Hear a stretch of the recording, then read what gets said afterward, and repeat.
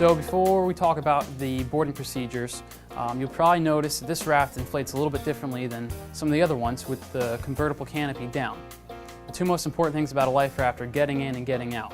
This allows us to have 4 different boarding stations all around the raft. God forbid you were to get in this raft and rescue comes, you can actually put this convertible canopy down and the rescue from the helicopter can drop right in and get you out of the raft without you getting into the water to get rescued. Now, as I said before, we have 4 boarding stations, and we actually have a step or a ladder that you can kneel on and then grab in order to get inside the raft. You're in the raft. What you're going to want to do is only if your vessel is sinking, you're going to want to grab the knife and cut the painter line. If your vessel is not sinking, you do not want to cut this. You have a better chance of getting rescued with the vessel floating and you in your raft. If there's other people that are in the water and not in the raft, what you're going to want to do is grab your heaving line and you can throw this to other people. They can grab it and pull themselves towards the raft and get in. One other feature, obviously this raft comes with a pump, and you can see we have a topping off valve here. So if you were to lose some pressure, you can hook this up and pump to regain pressure. Now we're going to talk about getting the crew aboard the life raft. You want to pull the life raft in as close to the vessel as is prudent. The closer the better for boarding, but not close enough to damage the raft.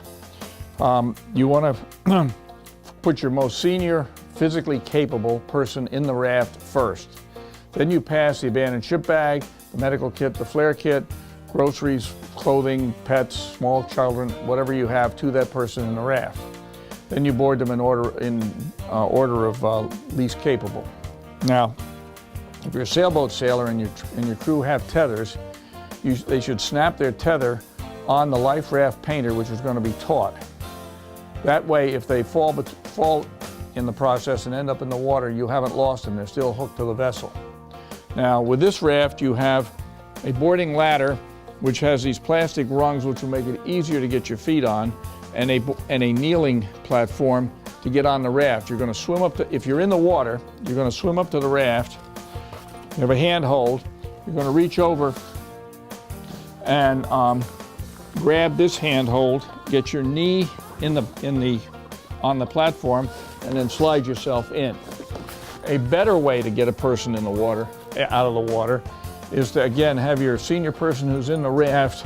I'm going to ask Brian to help me here. I kneel in front of the boarding platform, and Brian swims up to me this way, face to face. Now, he puts his knee on there, he puts his arms around me like this, help me, and I pull him over, I fall over backwards in the raft. If I were to try to stand up like this and pull Ryan this way out of the water, I'd be in the water with him and it would be not a good thing. Once everybody is aboard, now we put the canopy up. You want to leave the canopy down until then so that you can see if there's somebody in the water over here or over here, hence the heaving cord. Now on this raft, you have to put the canopy up. It doesn't come up automatically, which is an advantage at this point. You loosen the straps, just pull the CO2 bottles, and up come the arches. Now, the arch has a light on it, which is water activated. There's a battery that's water activated under the raft, and this light will come on. It won't come on in this room because there's no water. Now, we just, depending on the weather and the condition of the crew, we rig the canopy. If the weather is such, the more fresh air you get in the canopy, the happier your crew is going to be. But you just zip it up like this and button yourself up as much as you need to. Now you can zip this thing all the way up if the weather is really bad.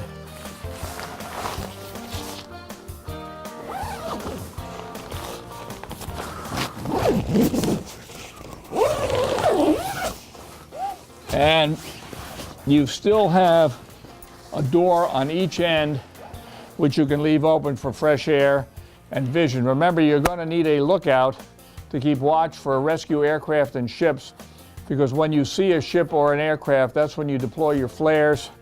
Get on your handheld radio on channel 16, Mayday, Mayday, Mayday, et cetera, et cetera, et cetera, because you really want to be found at this point.